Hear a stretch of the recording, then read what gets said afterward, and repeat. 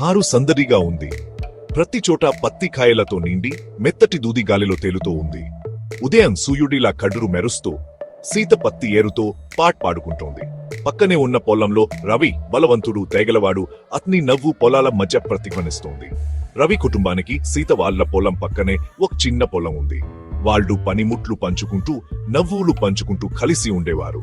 పంటే వాళ్ళ జీవనాధారం. తిండి బట్ కళ్ళన్నీ దాని మీదే ఆధారపడి ఉన్నాయి. ఇద్దరికీ కష్టపడి పని చేయడం తెలుసు. ఇద్దరు భూమిని గుర్రవించేవారు. ఒకరోజు రవి సీత జడ్లో ఒక తెల్లటి పువ్వు చూశాడు. ఆమె నల్లటి జడ్లో అది మెరుస్తూ ఉంది. అతను నవ్వాడు. ఆ పువ్వును ఆమె పత్తి మోక నుండి తీసుకున్నట్టు అతను చూశాడు. అది ఒక మాన సందేశం. పత్తి మోక అందం పట్ల ఇద్దరికీ ఉన్న అభిమానం. ఆ సాయంత్రం రవి ఒక మంచి పత్తికాయను కనుగొన్నాడు. దాన్ని శుభ్రం చేసి సీతకు ఇచ్చాడు. ఆమె దాన్ని తీసుకునేప్పుడు వాళ్ళ వెంటు తగిలాయి. పత్తిలాగే స్వచ్ఛమాన్ తెల్లటి ఒక అనుబంధం మొదలంది. రోజులు వారాలుగా మారాయి. రవి సీత పొలాల మధ్య ఒకరినొకరు చూసుకుంటూ ఉండేవారు. వాళ్ళ అనురాగాన్ని గమనించిన కుటుంబాలు సంతోషించాయి. భూమి పంటలపై ఉన్న ప్రేమ బలమన్ పునాది అని వాళ్లకు తెలుసు. ఒక సాయంత్రం రవి సీతకు ఒక అందమైన స్కార్ బహుమతిగా ఇచ్చాడు. అది మంచి పత్తితో నేసింది. ముదురు ఎరుపు రంగులో ఉంది. దాన్ని కొనడానికి అతను డబ్బులు దాచుకున్నాడు.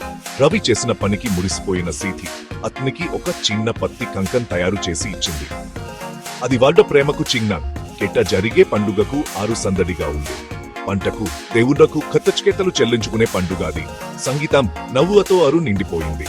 రవి సీత చేతు పట్టుకుని పండుగలో పాల్గొన్నారు. వాళ్ళ ఆనందం పంట సమృద్ధికి ప్రతిబింబం. ఆ సంవత్సరం ఋతుపవనాలు ముందుగానే వచ్చాయి. నల్లటి మంబులు ఉరిమిచ్చేరాయి. గాలి బలంగా వీచింది. పొలాలను ధ్వంసం చేసింది. వర్షం కుండపోతగా కురిసింది. పత్తికాయతో నిండిన పత్తి మొక్కలు వర్షానికి తెసిపోయాయి. రవి సీత వర్షం కురుస్తుంటే బాధగా చూస్తున్నారు. వాళ్ళ కుటుంబాలు భయంతో కలిసి కూర్చున్నాయి. వర్షం ఆగిన తర్వాత వారు నష్టాన్ని అంచనా వేశారు. పొలాలు మునిగిపోయాయి. పత్తి మొక్కలు నేలకులాయి. వారిలో నిరాశ ఆవరించింది. గ్రామస్తుల ఆశలు అడియాశలయ్యాయి. రవి కుటుంబం పని కోసం నగరానికి వెళ్లాలని నిర్ణయించుకుంది. సీత కుటుంబం కూడా వెళ్లాలని ఆలోచిస్తోంది. విడిపోయే ఆలోచన రవి సీతను వెకించింది. వాళ్ళ కొత్త ప్రేమకు ఇదే మొదటి పరీక్ష. నది దగ్గర రవిని సీత కనుగొంది. అతను మునిగిపోయిన పొలాలను చూస్తూ బాధపడుతున్నాడు. ఆమె అతని భుజం మీద చేయి వేసింది. ఆమె స్పర్శ అతనికి బలాన్నిచ్చింది. మనం తిరిగి నిర్మిస్తాం అని ఆమె థప్మంగా చెప్పింది. మన ప్రేమ్ ఈ తుఫాను కన్నా బలమంది. రవి ఆమె వైపు ప్రేమ అభిమానంతో చూశాడు. వారిద్దరూ కలిసి ఉన్నారు, అదే ముఖ్యం.